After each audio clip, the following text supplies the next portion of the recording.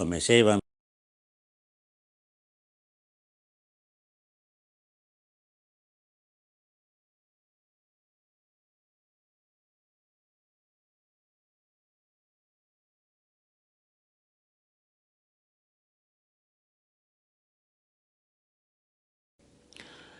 Namo tassa bhagavato arahato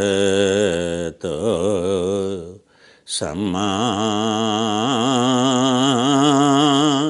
sambuddhassa. Namo tassa bhagavato arahato samma sambuddhassa.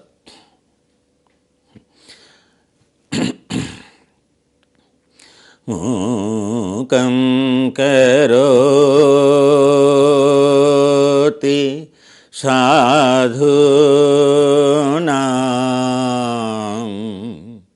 mukam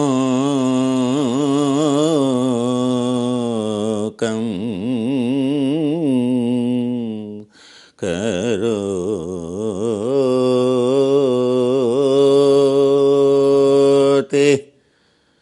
Rishinam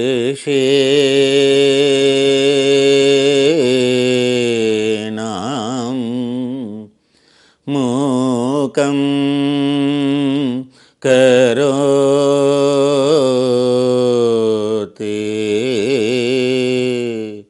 muninam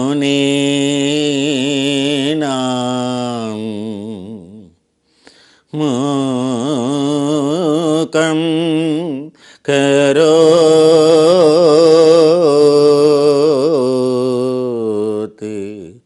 yoginam mukam karoti gurunam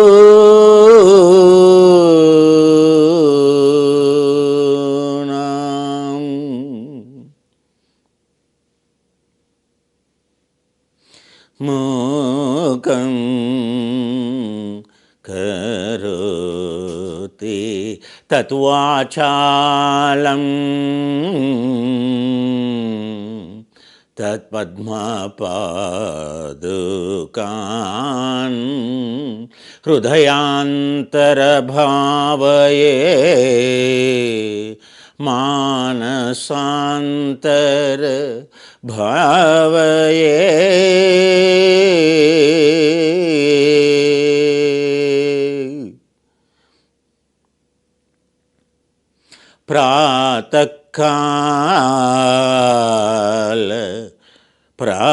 pratakala brahmakala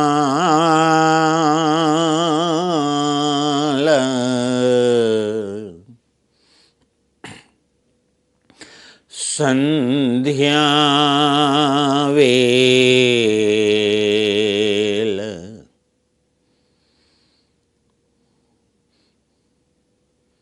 arunakala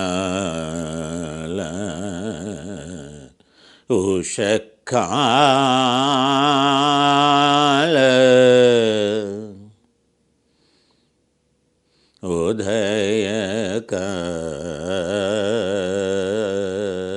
udayakala pranamochete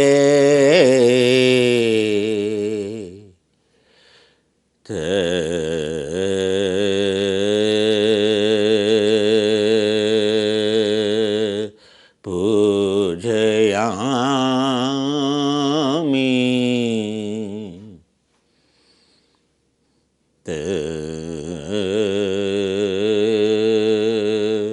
namaskaromi.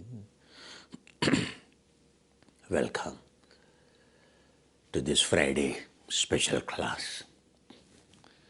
After we made journey of 25 days in total, we went prepared for 21 days, but as Himalayas always,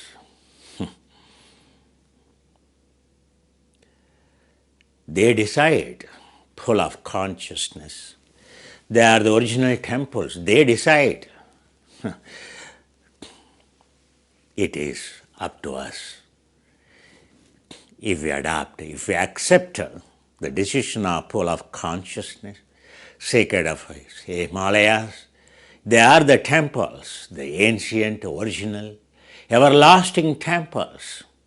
What we construct are the temples. Since the time immemorial, you can hear the same name. Never the name changed.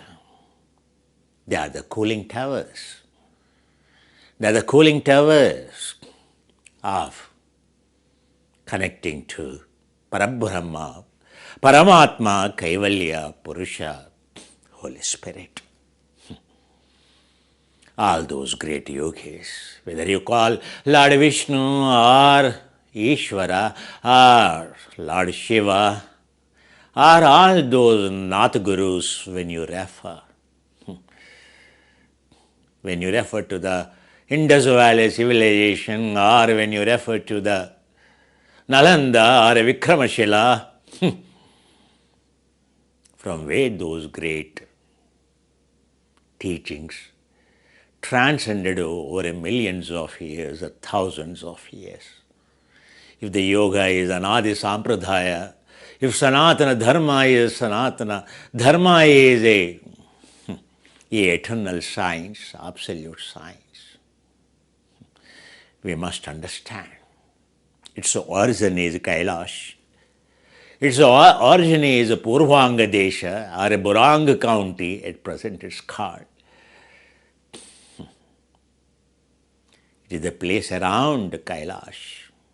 And from there, as the rivers spread in the north, south, the north river is called Indus, the left river is called Satluj, right side river is called Yalang Sangpo or Brahmaputra, the southward river called Saraswati, Yamuna, Ganga, that it becomes.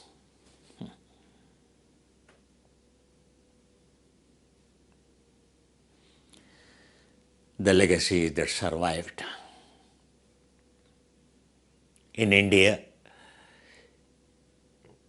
if you are already past 60 years, this is my 60th year, lucky enough, much before that, during my Kaumara, Balya Dasha itself, my young, before even my teenage, so many lifetimes I must have done a merit. My feet touched that sacred land at appropriate age. And when you sow a seed in a fertile land by an expert, by a skilled farmer, how come it won't grow? My Guru, His Holiness Satyananda Saraswati Maharaj is the first person introduced me into Mastanga Desha when I was in a tender age.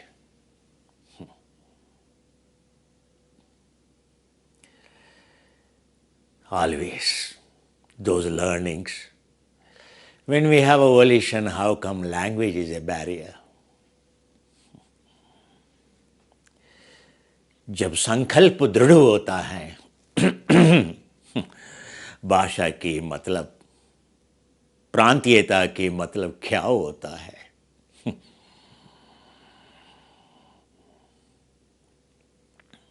जो भावावेश से सीखते हैं सब कुछ सीख जाता है.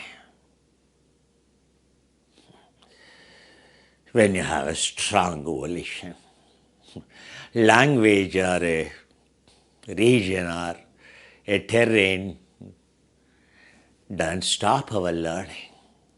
I am a typical example for that. Understand?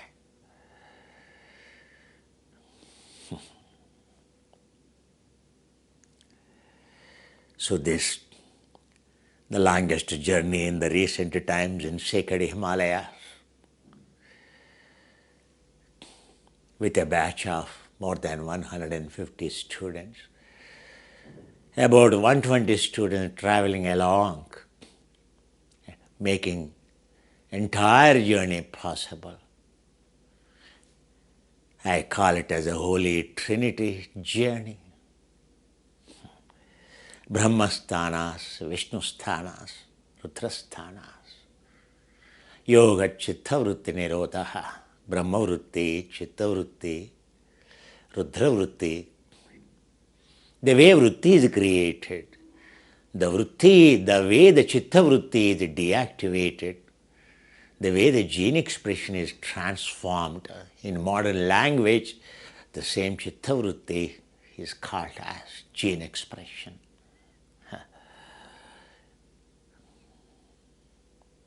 The deactivation of the memory, as the mantra pushpa says, Rudrastvam, Vishnustvam, Brahmastvam. Understand? The way the memory can be dissolved, everything is papoham, papakarmaham, papatma sambhava. He's intact. Yanekani cha papani krutani cha janmantara krutani cha. We only chant when we go around the temple. We never realize. It is not in the temple that we go around, but it is the journey inside that Patanjali talks about. Trayamekatra samyamam. Trayamekatra samyamam. The journey begins here and now inside, in the third chapter, the Vibhuti Pada, the chapter which dissolves all the elements by the insight, by becoming observer. Yadapi Bhairangam Purvebhya. The Noble Eightfold Path is only external journey to the journey of Samyama, Atma Samyama inside. Understand? At the core of Sanatana Dharma, Hari Yoga, when you deeply understand, when you go beyond caste, creed, religion, region, intellect, you understand core of the teachings of the spirituality is the same.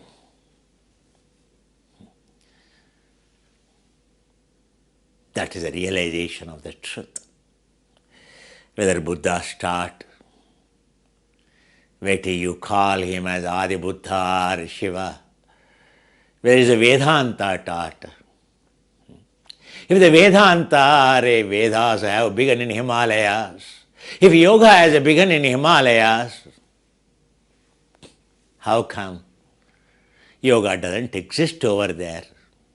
How come we don't go there to learn yoga? It is surprising.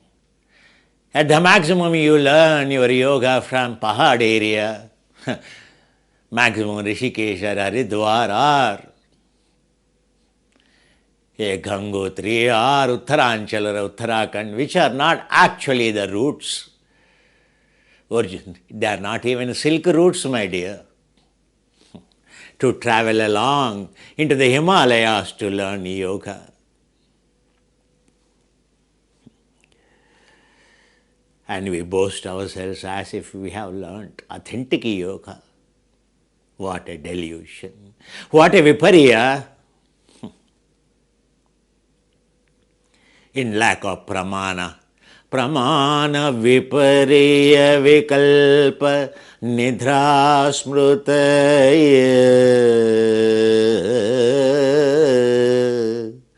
The way Chittavrutti is created, karma created.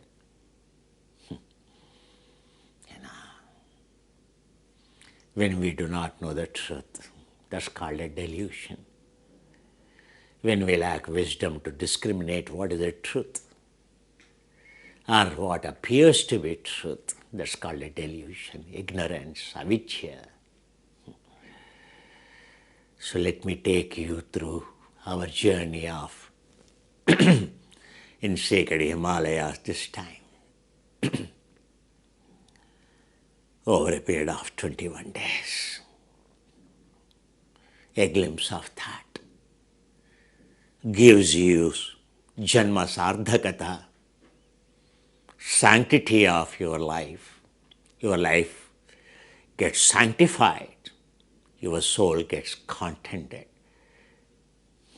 If you are connected to the Himalayas as the temples, if you are going there for worshipping the soul, leaving all gender, caste, creed, religion, everything, when you leave behind, when you go like a sannyasi,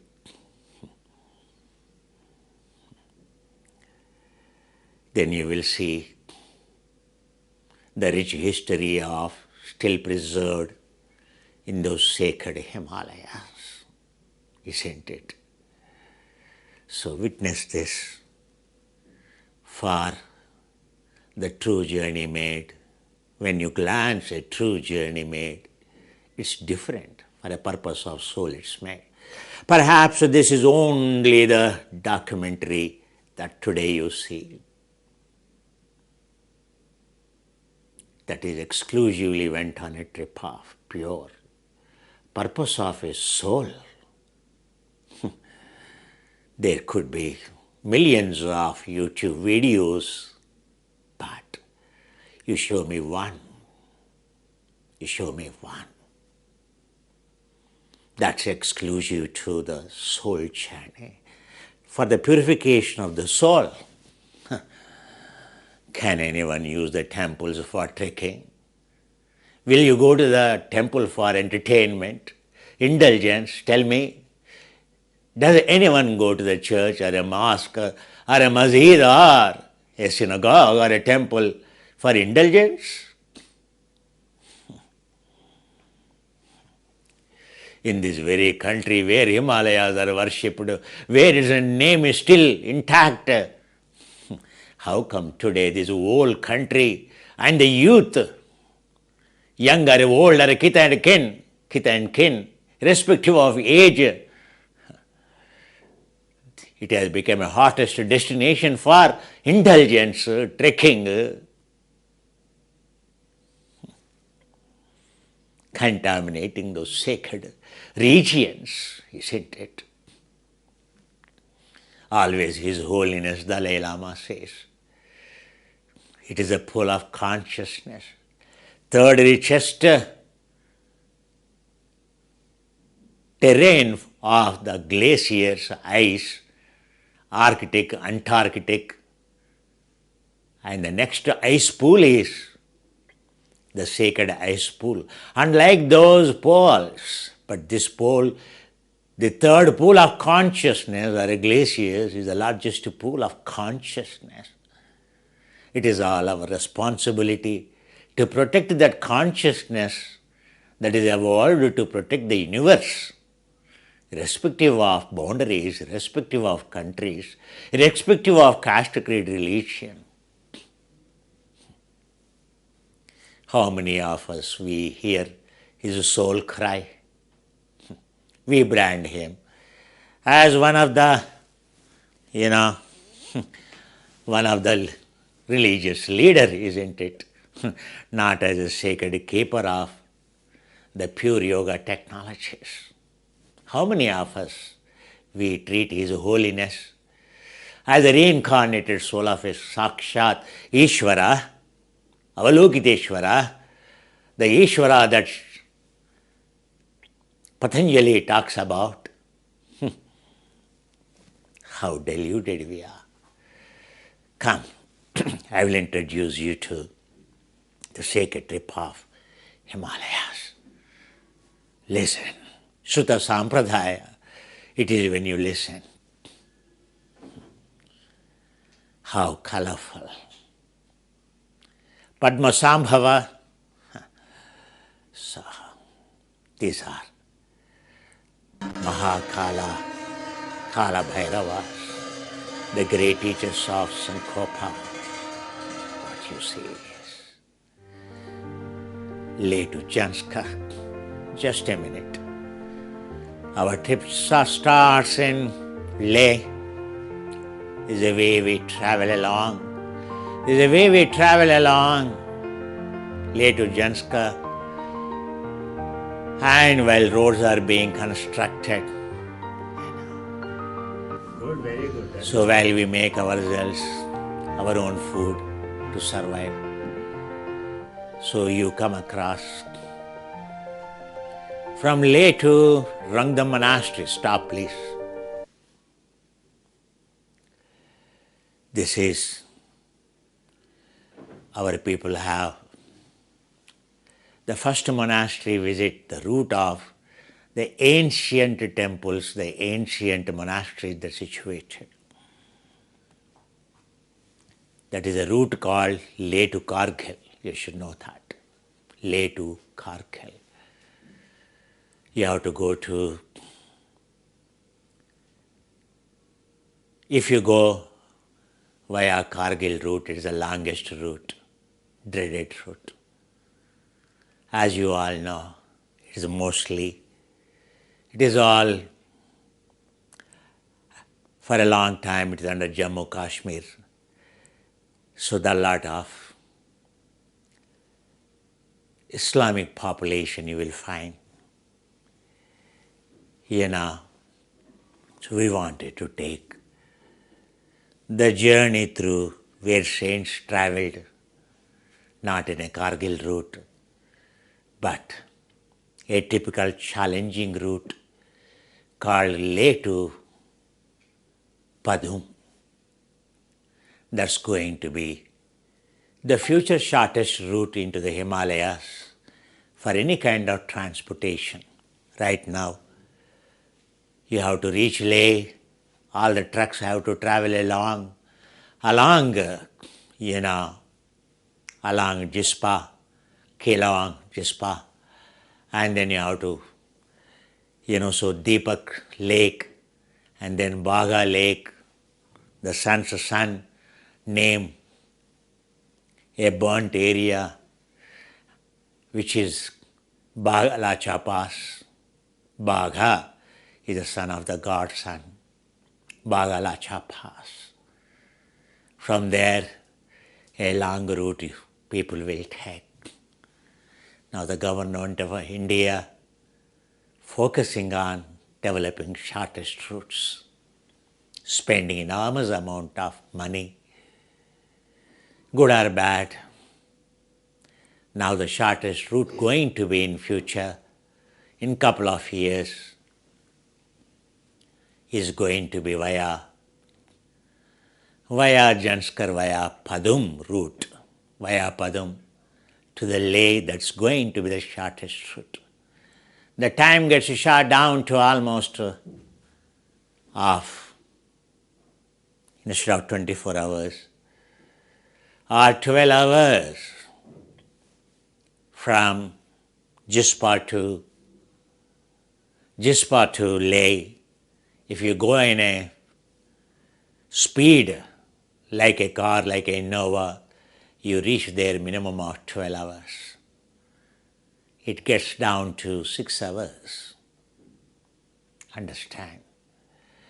But that route is treacherous, all highest peaks, like Shikphula Pass and all, very sacred. Shikha Pass, Shikphula Pass is about Shikha, seekers. It all begins. A God's peaks, they are called. Unlike the peaks, the other side. If you come from Janskar, it starts with the Mahakala. If you start from Kelong, it starts with the Shikphula Pass, where government of India are trying to, right now, the project at last called tunnel, like Atal tunnel in Manali is taking place. Understand? So our journey which you are witnessing now, The part which you have finished watching is from Leh to Padum, Janskar Valley, which is completely dusty area, completely very bumpy area. There's nothing in between except one small place, even for going to the toilets. Almost a journey starts in the morning at 6:30. By the time we all reached in the evening, it was around 7:30, 8 o'clock in the night. But there's a way to introduce dessert, ice dessert. Frankly speaking, not so pleasing to the eyes. You will come across only ice or peaks of ice only in the last half an hour of journey once you are near to the Padam. Understand? Otherwise, remaining all completely desert area, you will only travel along the river of Janskar. The river of Janskar in union near the Leh with the Indus River, a great holy union called Sangham, or a confusion of these two rivers. Understand? So the sacred monasteries all begin. Once you enter, half an hour before you enter to the region called Padum. Padum is, Kargil has two districts, Kargil district, Leh district, the Union territory. And in that district, of the Kargil district, there are the two main. One is called Kargil, another one is called headquarters, is called Padum. So Padum is fast developing town. In a way, not really good symptom for spirituality, but in a way excellent for tourism. Understand? Already we can see so people, how they are trying to explore every year in new areas, new terrain, untouched. So also Padum now becoming like that, which pinches my soul, frankly speaking. Anyone uses these sacred temples for trekking purpose, my soul cries in silence. What else I can say? So this visit, on our first day after reaching in the night, the next day early morning we all started. What you see, these beautiful, from Padum to Kargil, it is all monasteries. If you want to see still surviving mud houses, uninterrupted culture, that's what Brahmasthana original for 2550 years, the evidences, the great Naropas, Marpas, Nandapadas, the Milarepas, the temples, the caves, the monasteries established by them, with their living bodies inside, entered into Sajiva Samadhi, I don't think anywhere you can see. That's why we call it the Brahmasthana. These are the original places from Nalanda, from Vikramashila. They all left academic and went really in search of the self-realization techniques, explored, practiced in these caves in this valley. Understand? That's why where they are preserved, where monastic disciplines have begun, they are the Brahmasthanas. That's how we have taken up this journey this time. Amidst of, amidst of volatile situation, as you all know, with the Pakistan, the war. So when the flights will be stopped, we do not know. But in that volatile situation, Himalayas always tests us completely. Unless you are determined strongly, you can never make your journey. With a strong determination, that's how our Shishyas are so strong, so committed. No one failed to make it on account of a war or a fragility or a volatility that exists. So this is a pass where our buses have stopped there. So you can see our students. A sacred glance of those peaks. You should know in Himalayas, the biodiversity is quite huge. The species which are available in some localities, not available in other localities. This is a place you will find the Himalayan squirrels, so the squirrels, so they are like so friendly and so sattvic in their nature. They live in highest altitudes between these dwarf pass. So dwarf is an entry. So our video team should slowly roll through so that you will witness. Every corner of it is so important. That's why I don't want them to roll fast. So if they can start again, little bit going behind, it's better since I have given you description, isn't it? So these are what we have seen during our journey. I will talk which temple where it is. So these are all the great, where they all meditated originally, the places.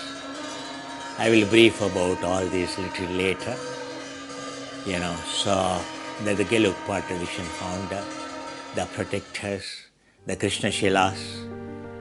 So our journey on first day began from the Padum, and you can see it is from Leh to Padum, and then en route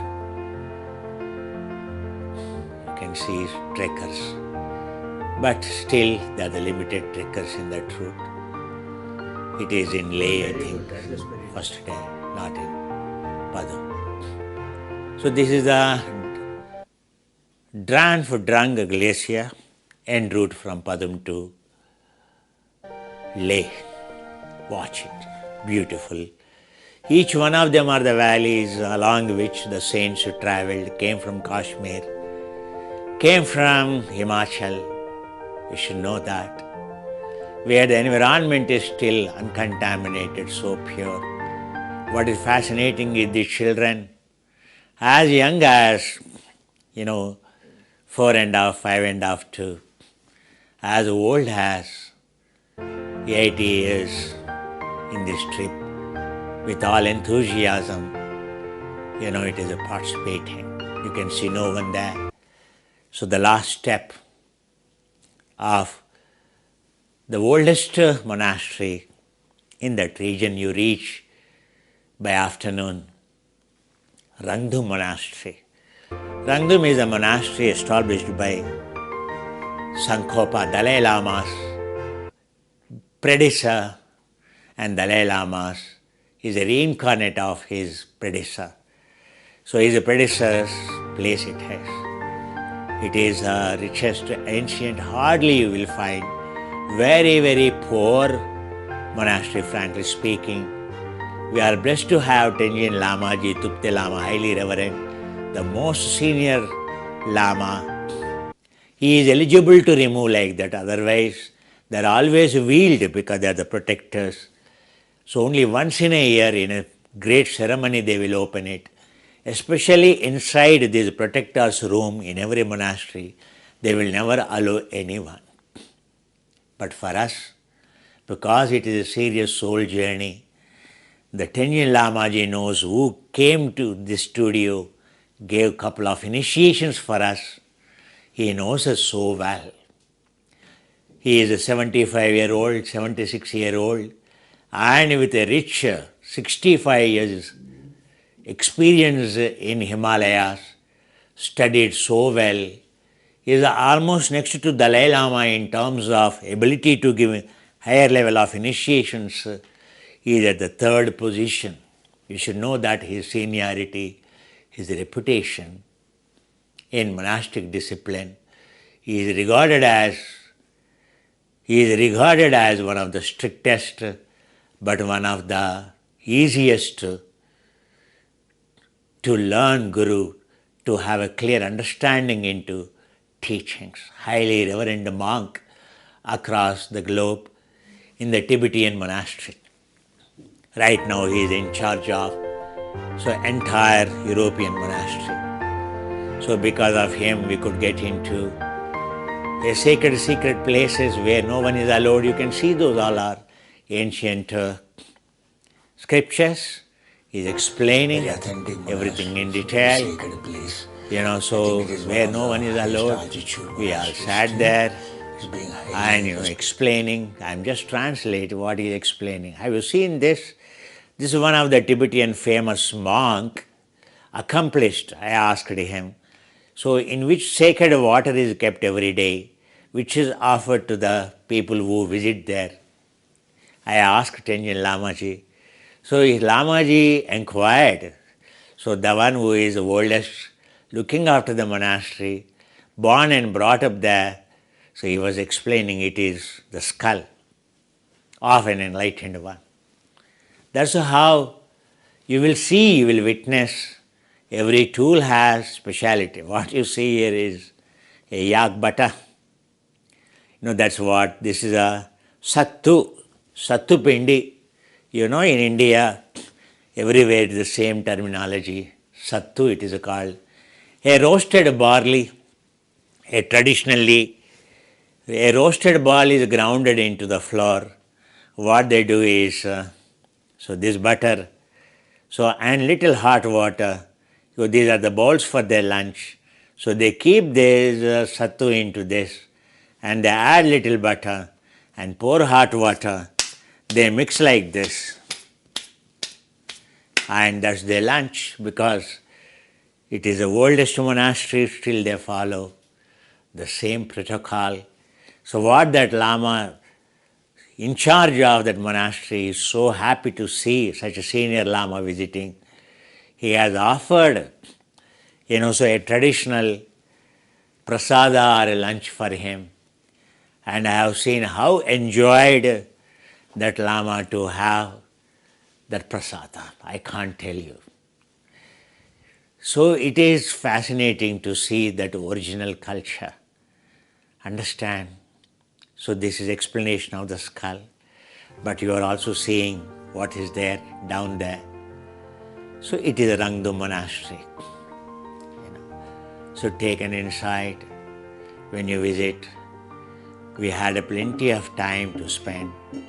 So the Vajra or a Dhamarika, what do you call Shiva's tool, how it is used, how bell is for the heart, Yam, Bijakshara, Ram for the solar plexus and down the level for triad, 3 centers, 3 plexus. How the drum represents where to hold this and where to hold this. Lama is explaining. Have you ever know that? Where to hold the bell? We all in India, for every puja we ring the bell. But where do you hold the bell down there near the genitals or near the throat or near the head? How many of us we know that bell, a traditional bell, represents the soul in the heart, isn't it? So where it has to be held when you are playing, it is only in Himalayan tradition. Even how many ways a bell has to be, what are the ways of ringing a bell in your hand? There is so much of training over there. I don't think in any Vedic school in India you have an ounce of knowledge as simple as that. understand what is the original. That's what you see when you go with them, when you go into those places. So much to learn. Dhamarika, the Shivas, so the oldest where they keep. So we were going back, so who doesn't enjoy? So it is a journey of cooling the soul, burning the fire. You can see the youngest boy, so the Ramaskanda his name is, so that's the way to sow the seed among the children. So you can see the topmost lake situated en route to the Kargil. Saso, Langso, they're all very sacred lakes, preserved. All the Sanskrit names have gone, preserved in Tibetan. Since the time of Nalanda, our gurus have translated everything. Hence, so all the Tibetan pure names you will see today. So see, watch that lake, and where we all had, so stopped there. So we all had a glimpse of ourselves there behind that sacred lake. It is an off-freezed lake, you can see, like a Bagalacha, but Bagalacha is not a sacred lake, but this is the most sacred lake. You can see fully covered with the ice, such a pleasing nature, so such a serene and pristine nature over there. They were the drivers of our buses. You can see there are no tourists. That's why if you go in a soul route, you will find so the places of soul where it is worshipped, so where you will not find, they are not usual trekkers' routes. So from here, so wherever we go to the lake, we have to offer water. We should render the prayers to the Apo, Namaste Techa. So next day, the trip is to, that evening we reached back. So Naropa's cave, the Naropa, the great Nandapada, having worked, he is a North Gatekeeper, high quantum practitioner, accomplished practitioner. Nalanda University has 4 gatekeepers. 4 gatekeepers means you should know that they have all the siddhis, all the powers. So the North Gatekeeper means more powerful. North Gatekeeper is called Nandapada. Nandapada is a Kashmiri Brahmin. You should know that he comes from Vishishtadvaita. Vishishtadvaita is all what today we call Advaita, or what we call today Vaishnavism, or whatever sects we call today. It is all began in Kashmir, Kashyapa, the country. So the name, so what practiced by original yoga Saraswati teaching, Goddess Saraswati teaching, the place of wisdom as it is worshipped. So it is all about Kashmiri Brahmins, or you call Kashmiri Pandits, who have carried these legacies of Nalanda. Most of the professors in Nalanda are from the Kashmir Pandits, they are all. Even Padma Sambhava. So 5 Pandits he has taken into Tibet for translation, for preserving. Accomplished Vedic scholars are from Kashmir. You should know that. He is born in, so Padma Sambhava, the reincarnated, the great soul of the Shiva, in order to restore yoga. He is born actually near the Indus Valley in Pakistan. But then in his childhood itself, he traveled to the Himachal. In Himachal, he proved, by then he already acquired high quantum powers. He married the reincarnated soul called Parvati there. So you call, there's called a Revolser Lake, which is one of the holy pilgrimage that people make in Himachal. And from there his journey, it is the same route in which we traveled this time. You should know that. That route I will explain later. So Jonkul Gompa, so Jonkul Gompa, so he is where, so after he saw, he met his teacher, so the Nandapada, he met his teacher at the Vikramashila University, Tiluchapada, Tilochapada, it's called Tilochapada. Before Naropa, North Gatekeeper, he used to be North Gatekeeper in Nalanda University. Then from there he went to a less university called Vikramashila University. In Vikramashila University, he took over as a Vice Chancellor. So when Nandapada went, so in search of, he heard about, because he is not interested in learning or theory anymore, or in high quantum powers, he wanted to practice the technique of self-realization or self-actualization. That's the reason he left all his positions, and so upon a promotion in a way, so not on a promotion, but he inquired. His predecessor also left in search of enlightenment, and now he is in charge of Vikramshila. He went to the Vikramshila where Tilopa is head, but when Nandapada went to the Vikramashila, so he was in the kitchen and he is like Ashtavakra, so so roasting the fish, etc. I have told you that story, So from there, 12 years under Tilopapada, and then they traveled together into Jonkul. So then the Nandapada went back to the Kashmir, and from there he wanted to meditate, renouncing whatever all learned from his teacher. He wanted to practice Vairagya, he wanted to get enlightened. So he came all the way in search of a good place, traveling from all the way by foot from Kashmir to the route in which he came. So this is called Jonkul Gompa.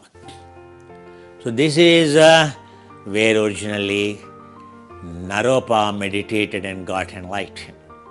It is a very remote, deep inside you have to go. So you can see that. So the Naropa has, and he wanted to choose a proper place, the sandalwood, the original sandalwood post. So he has the power of the Nandapada, you can see here. Even today it is in the rock. It is a wood piece, but it is like a chisel. He like a flags, people, mountaineers keep their flags, It is his danda, so the Brahmins hold a danda. So like the gurus of the different sects in India, so they hold tridandi, etc. So it is his tridandi. He wanted to renounce the tridandi and he wanted to practice Vairagya. So that is his tridandi is a pure sandalwood. That pure sandalwood, so he has kept it into the rock. So it is even today you can see that sandal wood post, you can see here clearly. Even today you can go there and see.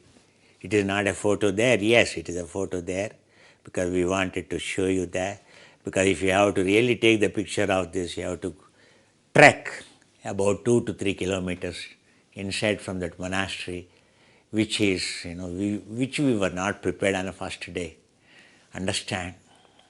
So this is a photo. Even today it is a reality over there. From there, so then he wanted to choose any cave, any suitable place to meditate. So Trishul, he took his Trishul, Shiva's Trishul, and he took his Trishul and he threw straight into that valley in the front. So where it has hit, so is a cave, and there is a cave he chose. Where the Trishul hit, the water spring out. Even today, the sacred water there, so drips down. So that's the water inside the cave. So just down the cave that's considered as a sacred water. So normally females are not allowed inside. But since it is a meditation group, the lamas have a thorough insight what is, so what is the purity of the souls. That's how we were allowed, irrespective of caste, creed, religion, what we practice, our teachings. Our senior lama explained them, what are our teachings, how we practice all 9 yogas of Nyingma and much beyond. And he explained how as a Guruji, what I teach, what my teachings are, why we are making this journey. Everywhere, when he introduced like that, those head lamas are so impressed. That's how our students are privileged. So to have access to inaccessible areas, so that's all blessing of full of consciousness. You must know that. So now, so that post you can see. You see, that's what I say. Nowhere authenticity will find. Every place is absolute authenticity. So these are called Heruka. Herukas are, so Shiva's reincarnation. The Heruka is Sambhogayana represents highest level of Ati Yoga. You can see all our students, sat inside the cave where Naropa meditated, got completely enlightened. Our people should have kept that. So a little bit longer, anyway you will see. So it is a Jonkal monastery, and where where the 3 lamas got enlightened in that monastery. Even Marpa became a Shishya for Naropa after got enlightened. He stayed there. Then Marpa, got introduced there in the Jonkal monastery, and where he has become a disciple of him for another 10 years. You should know that Marpa is a teacher of the great Milarepa.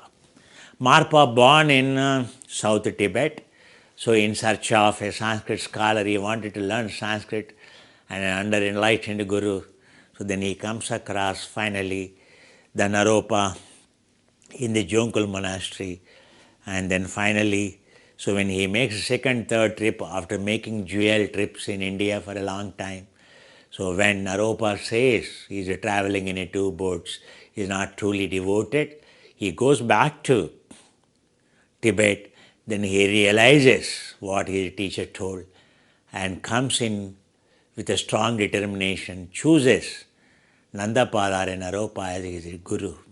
And then it is in this cave that he meditated along with him. Not only he, and there are another 3 great lamas got enlightened, whose teachings are, whose manuscripts are still in that monastery as it is preserved. That's what you will find, how learned those masters, and to leave their authentic manuscripts over there in these monasteries you can see. Next you come to Padma Sambhava cave, the great, much before, centuries before, and even Andapada, there is a lake called where, so natural water springs, so all is a fresh water, it's natural spring water, the water like a river flows from the earth, in that place. So Padma Sambhava, His Holiness, meditated. So over a hillock now there is a statue. So these are the Marpa, the fish called Marpa, so high Himalayan. So fish names are Marpa in Sanskrit. So they are rich in omega-3, a high altitude. So we offer the prayers like on, so what we are supposed to do. And then, so showing our group, so where Padma Sambhava has meditated. And so in that cave, this is a cave, so you have to go on a trekking. This is a cave, so in which Padma Sambhava meditated. This is the route in which he traveled and he meditated there. You can see that our video team could clearly capture that. A naked eye, difficult.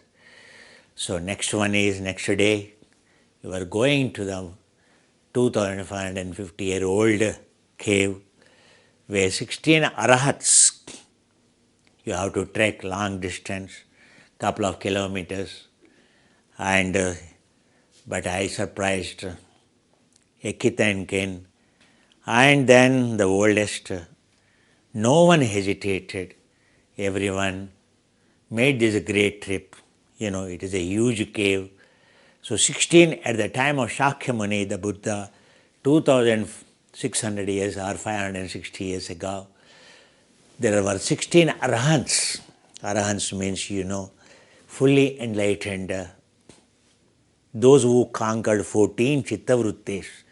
Those who conquered 14 chittavrittis, akushala chittavrittis, they are called arahants. If you conquer 4, if you root it out, klesha, if you root out 4 chittavrittis, negative chittavrittis, you are called shrotapanna.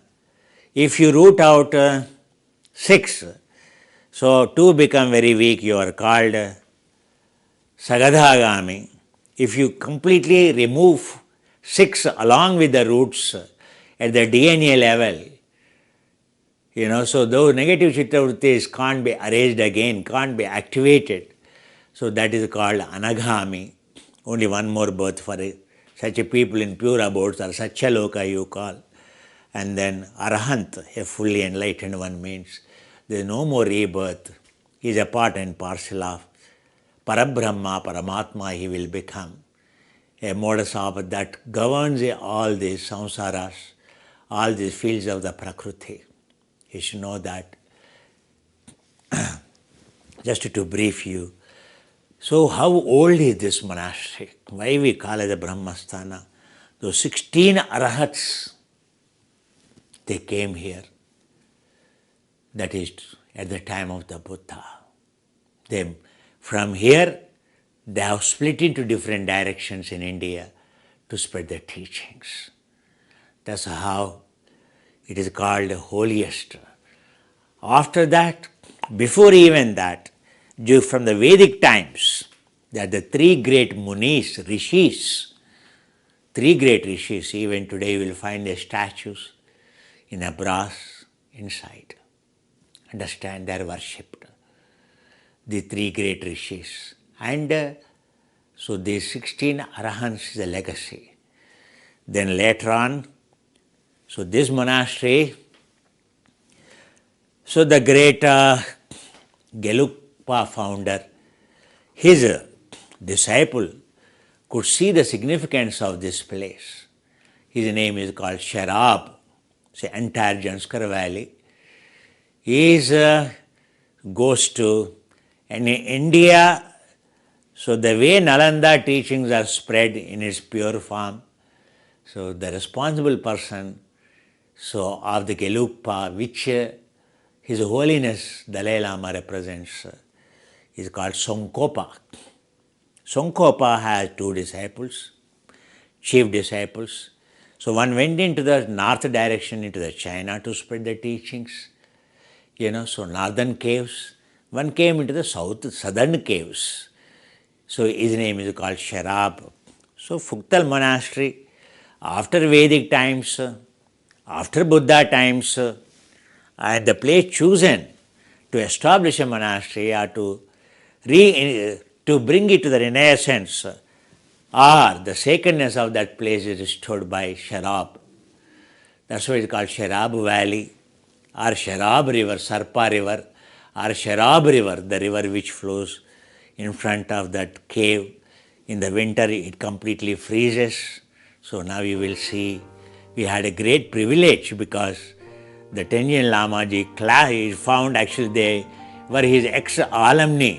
So almost 40-50 years ago, and this is where you have to go on walking, trekking. So you see the simplicity of those lamas. They carried our luggages on their backs. So against our wish, we told them we will pay to the villages, but they themselves came and helping. You can see those lamas, how they are very helpful. So, and how I always tell them, they float in the way The lamas walk in Himalayas. They are the blade runners, as if, as if there is no road for them, as if they are flying, they walk with so much of easy.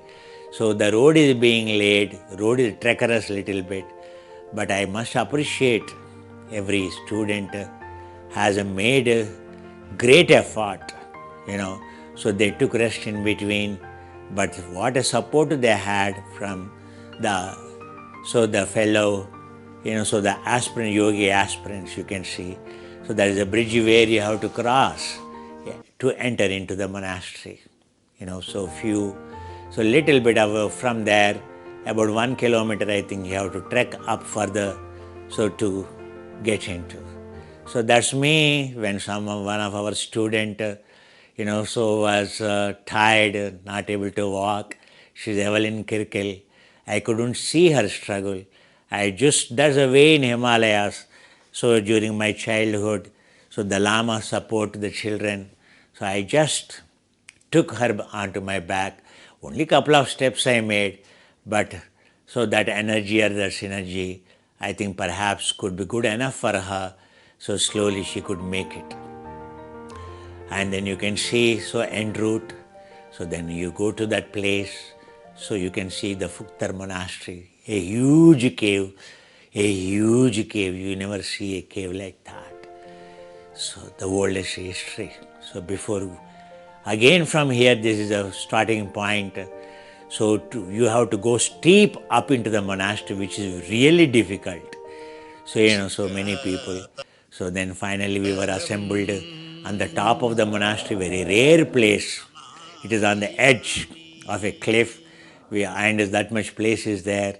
So this is the oldest, the way in olden days they are made, you can see our video team could capture it very well. So where we all sat and where we all had rendered prayers to so because the Lama requested to render any song, so we rendered so the respects to the Buddha and the triple gem, and so we took refuge in Yamaniyama. That's how. So we spent so those half an hour chant we have done, and then we had our lunch. So there's so much to see inside, because otherwise it becomes very lengthy for you. So then Mahakala peak. This is the peak. After finishing our Janskar journey, we are on the way back to the Tabo, a long route. So in that route, the first, when you are traveling from Janskar, you will come across Mahakala. Mahakala means, who is Mahakala? So lights on, please. Who is Mahakala? So if you put on lights, then I will show you. So what it signifies, where that Mahakala exists in Himalaya. Janskar, all these monasteries, what we visited are protected by a great protector called Mahakala, Mahakali. Female form is Mahakali, Kali Mata, and the male form is called Mahakala. So Mahakala is what you see. So on Shiva, you can see the Mahakala. So you can see Prabhavali, it is called Prabhavali. For Saraswati, for Lakshmi, for Vishnu, for Shiva you will find. So so the reincarnated souls of the Vishnu you will find the Mahakala. Without Mahakala, so there is in the temples you can't have a statue. Understand? So where is that Mahakala? So Mahakala is the protector of the Janskar Valley, every monastery. So you walk into any protector's room, you will find Mahakali and Mahakala. Now lights off, please. It is a sacred glance. You have to make the stand tall in the sky at 5,750 meters or more. All tallest peaks in Leh or in Himachal or this side, you will find. So Mahakala peak. So majestic Mahakala peak now you will see.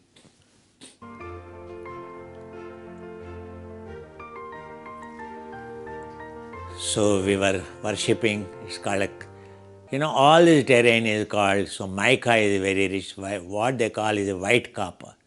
So Lama is explaining in detail about what is Mahakala, Mahakali, the significance of the place, from where so the beautiful terrain of high altitude begins, ice glaciers begin. From there you can see behind the Shikpula Pass route. So it all begins, every one end route will stop there and pay respects to the Mahakala to stay protected. So one or two buses of us already passed away, not knowing the significance of it. Then we had to send, so we have to inform one, so who is going in a jeep. So then all buses returned. We waited for them to come back, and we waited there. We all paid respect to what you are witnessing is the great Mahakala peak, where we had, this is the great Mahakala peak. Glance of it itself, you will get the great protection. It is like a Kailash, so very sacred peak.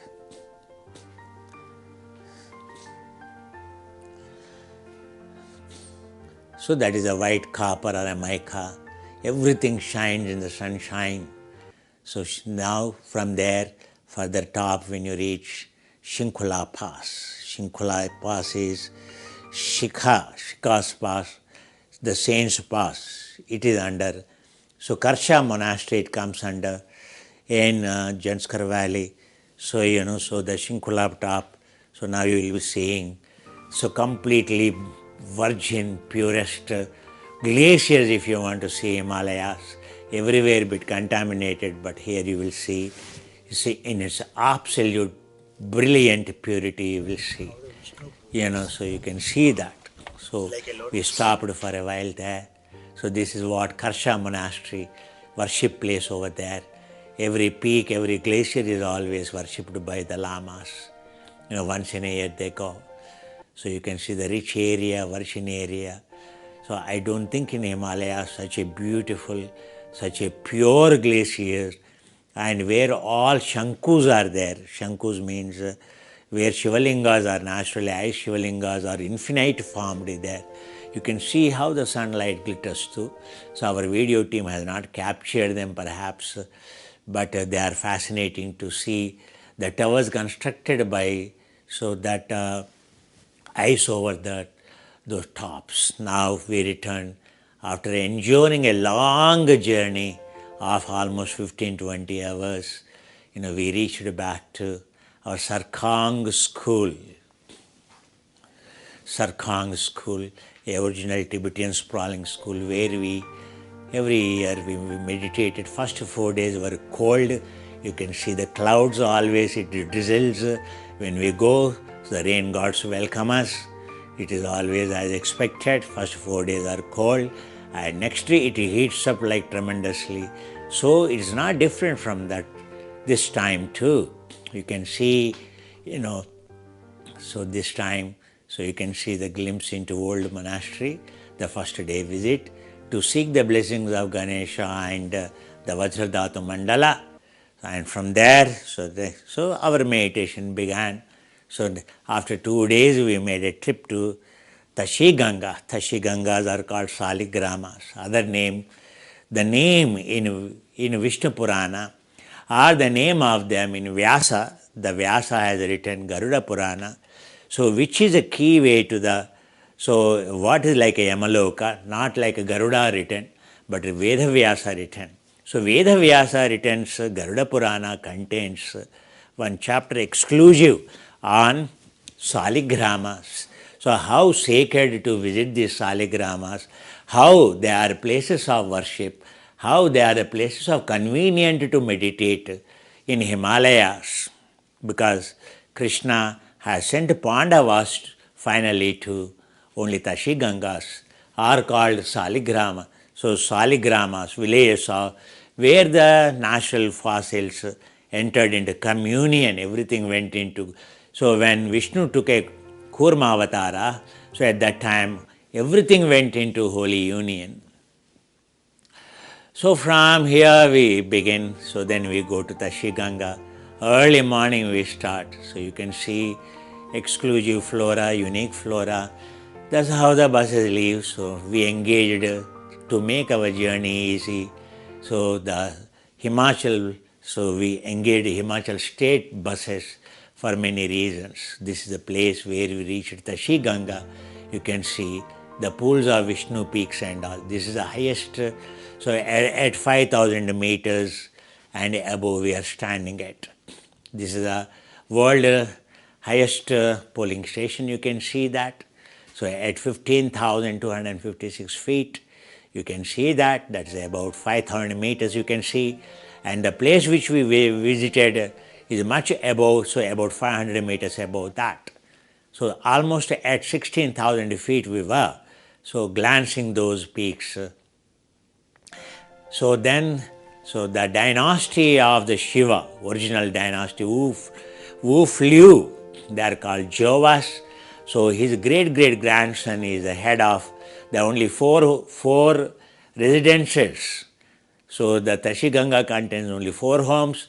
So it is headed by, so highly respected in the entire Lahore, Spiti, Kinnaur district, respected representative of dynasty of the original Shiva.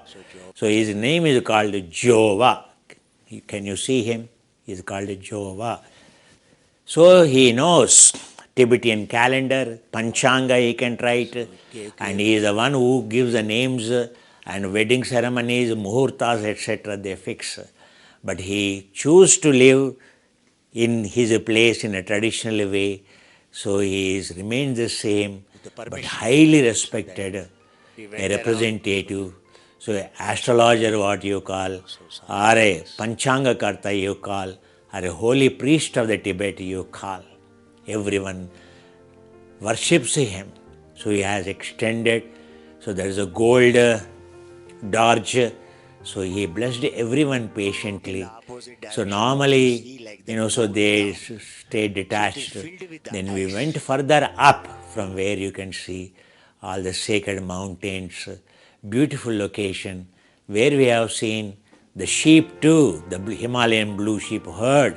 You will never see, so you can see the blue sheep herd over there. So there are the more than hundreds and hundreds of them there. So that shows the richness of consciousness of this place. You see how beautiful they are. So explaining, the Jova is explaining. So we were leaving that place.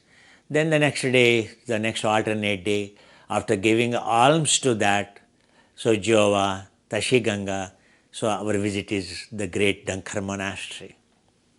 So in Dankar monastery, we had a privilege of something seeing this time, very unique. So in that cave we were all assembled, so that can't be photographed. We were shown a 7th century, 8th century from the Gilgit province, the original Buddha statue, that considered as the most sacred one, preserved in that even locals do not know. So they never open it, but for us, the Tenzin Lamaji so blessed us to have a glimpse into that. So the hospitality of the Dankar Lamas is, so as always. So in fact, we went to give the alms, but they arranged in such a remote area, they took all pains to, offer a very healthy, because they know we are a yoga group. They offered us, we never knew that they prepared so well. They offered us the lunch.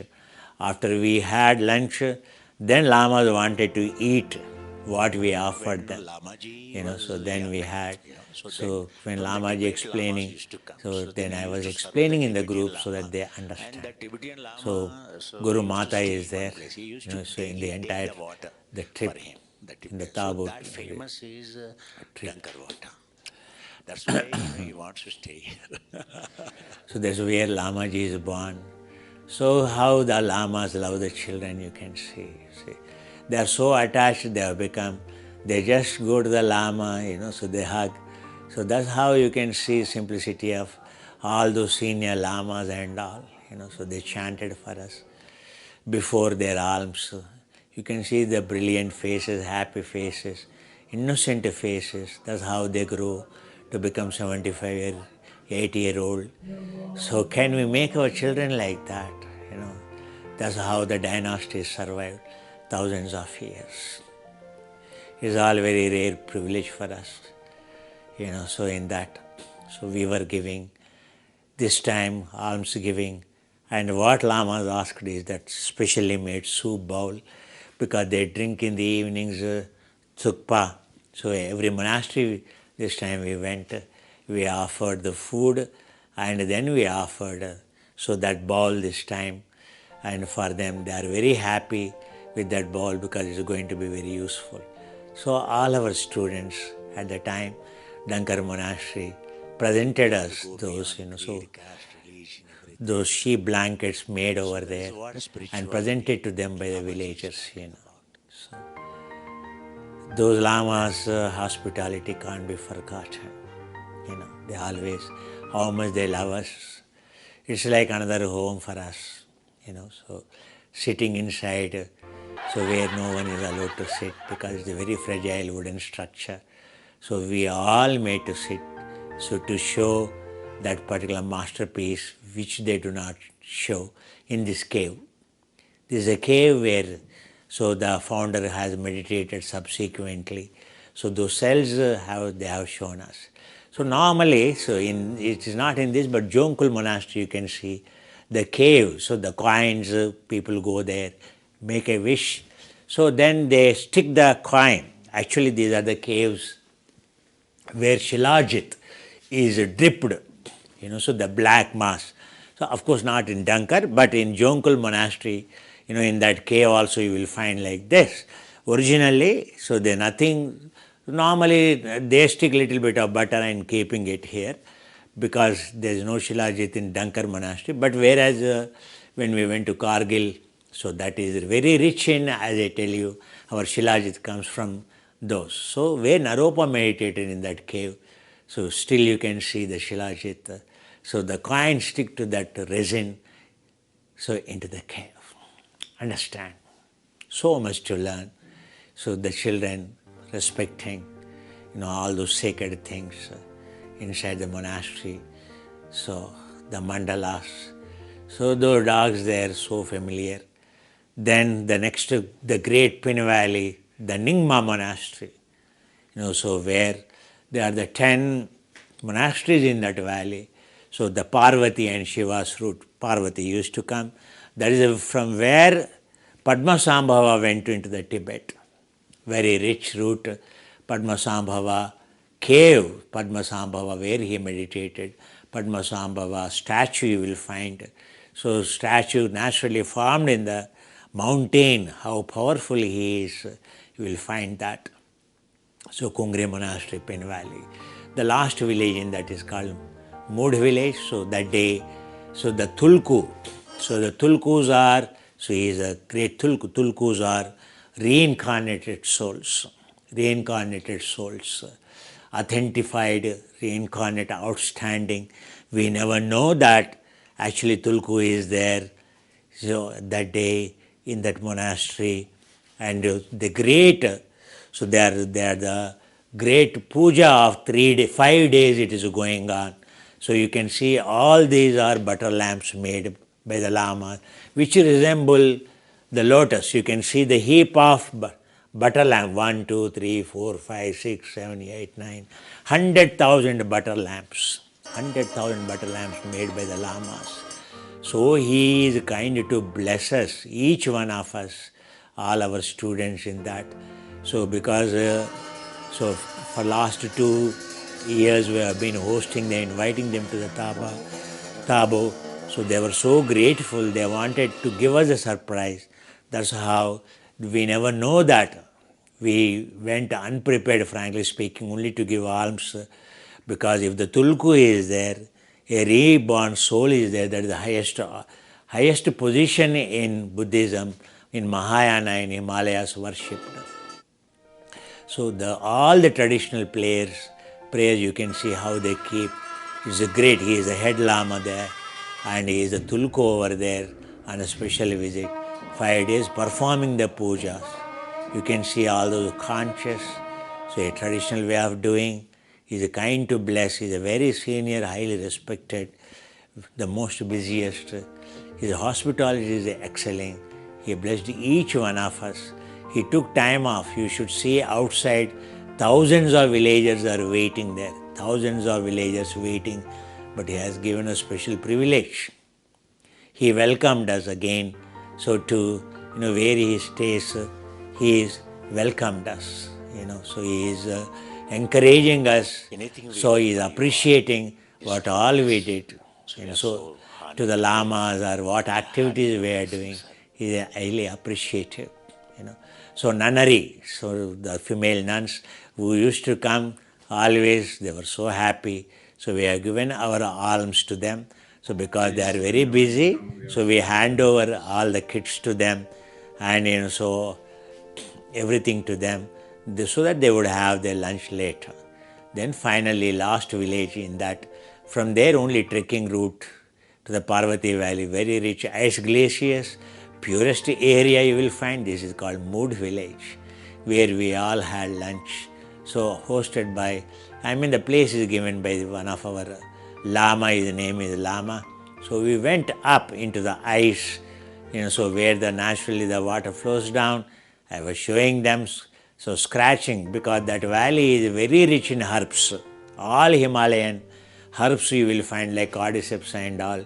So Guru Mata, every who doesn't like, so playing with the ice. Lama himself is showing how to break the, ice using the stone. So that is the way Lama check, whether ice is thick or not. You see the joy on the children and the elders' faces.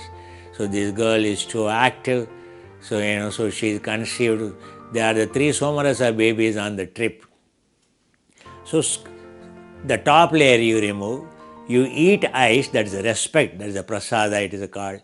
Lama is sliding over, so the ice very easily. So everyone trekked up, most of them, and then that's how, so our trip, say a brief picture because you wanted to know.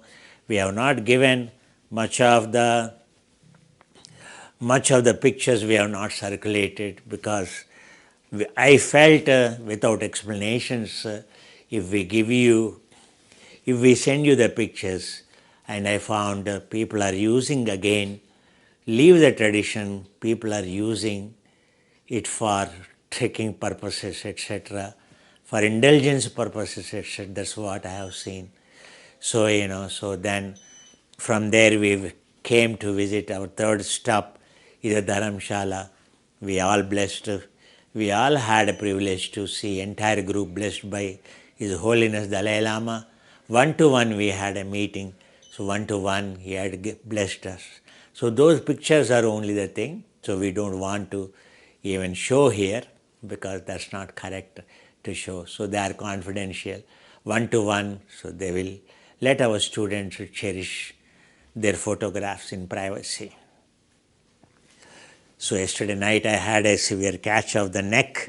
That's why I am freeing my muscles whenever it is tightening. You should know that, you see. So tomorrow is a great international day yoga, as every year. So last 3 years we have been celebrating in Tabo.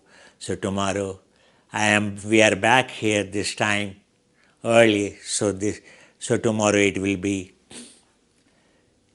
Indian Yoga Association, and also where I work, our head also requested. So we are going to host International Day Yoga tomorrow live, YouTube. So stay tuned. So by tomorrow I should see how my neck is going to be, So the neck is, so the neck oblique muscle is, so once it develops, so catch is.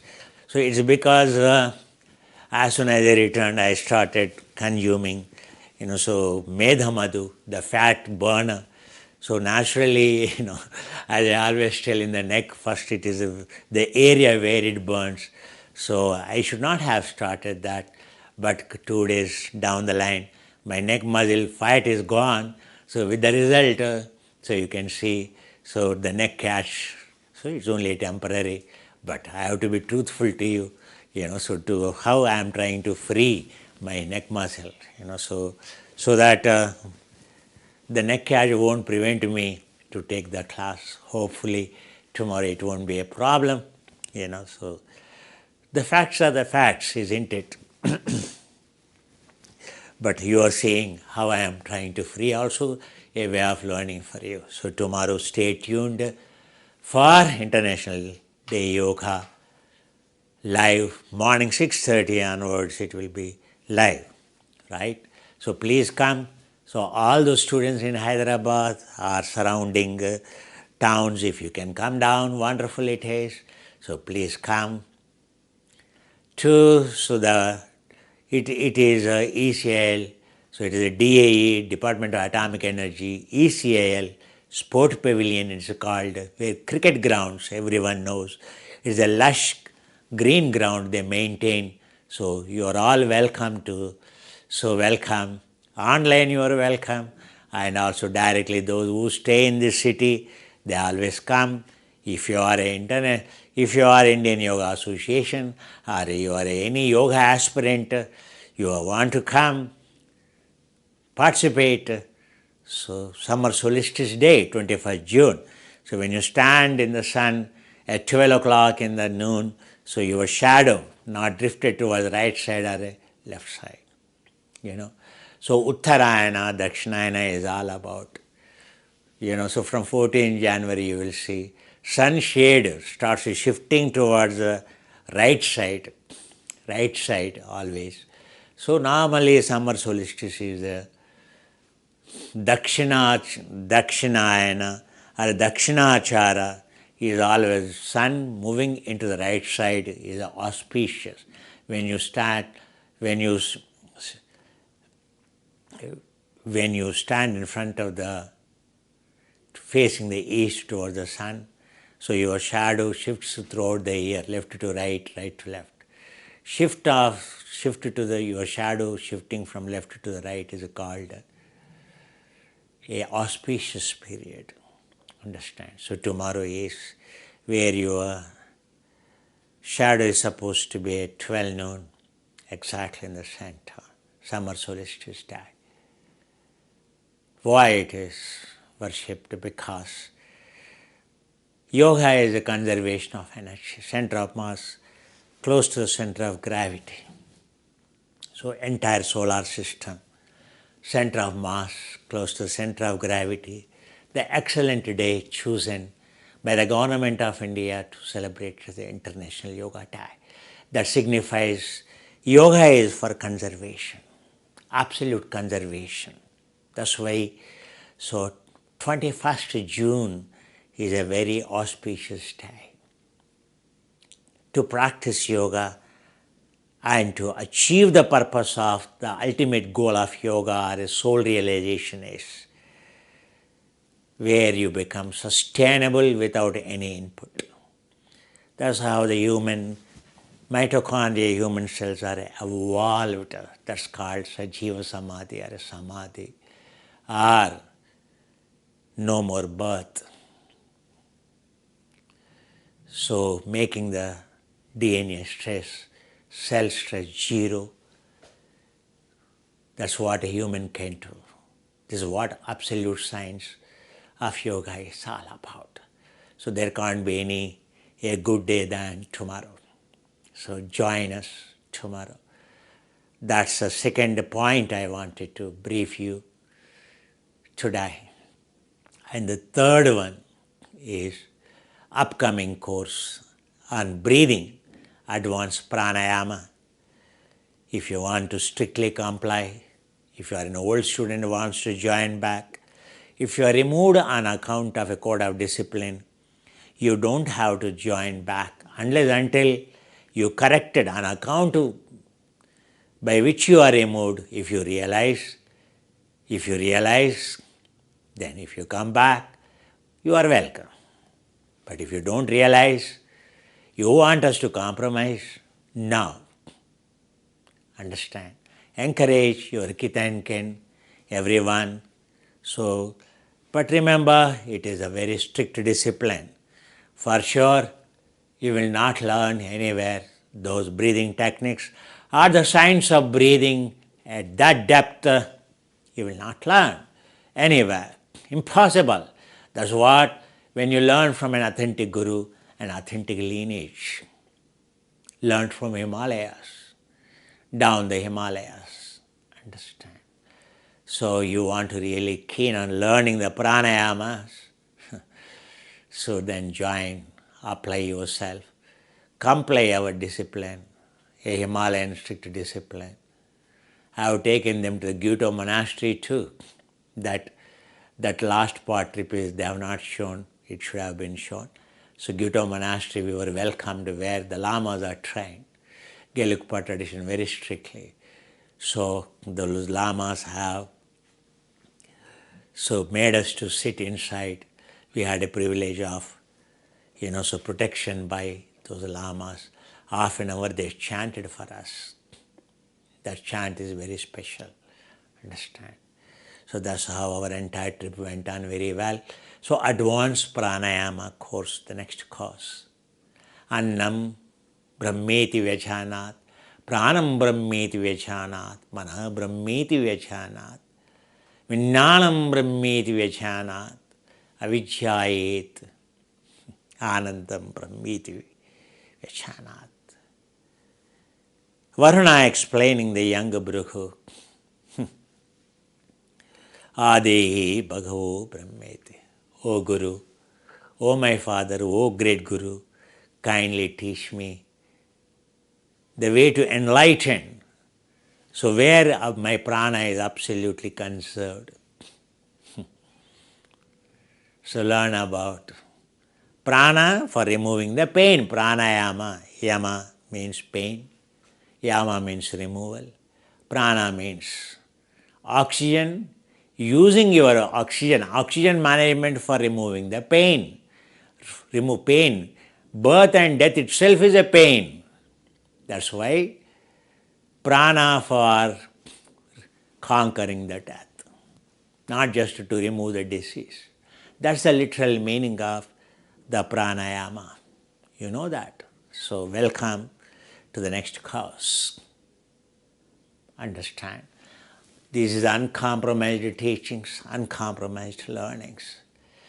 So it is those with the serious aspirants, the tradition grows for sure in its quality, though in limited numbers, day by day.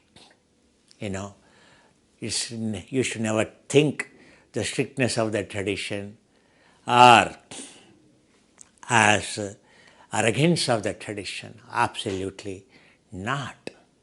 You must respect, you must adore where the strictness is maintained. All my learning in yoga schools, the first criteria I choose is where Guru is held high, unquestionable, and the strict schools. All my Gurus whom I choose are very strict, like Tilopas, like Naropas, like Marpas, like Milarepa. If you really want to touch your soul, purify your soul, realize your soul. Pampering is only spoiling. Understand?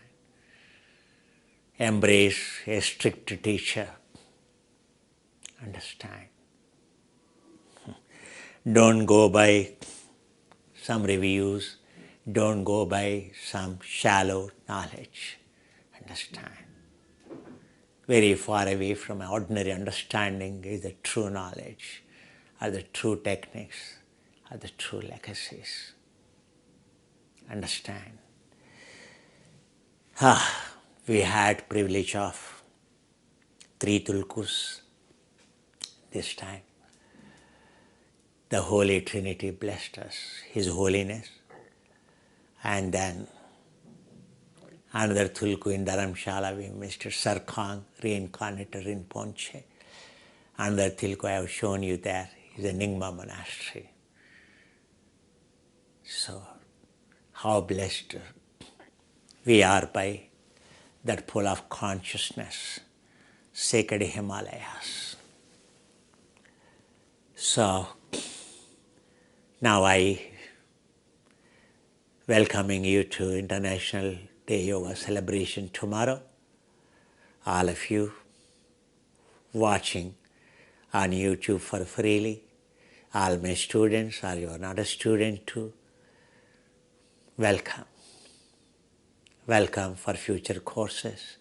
If you want to really sincerely follow, practice authentic tradition, understand. And I will switch over back to our previous course students now. Thank you so much.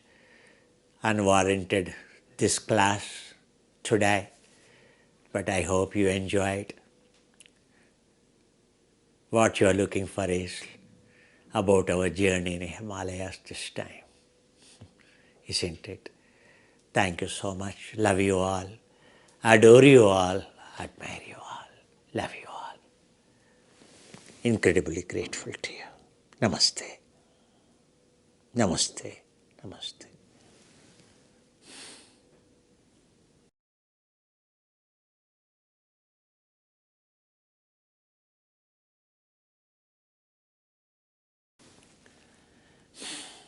Right?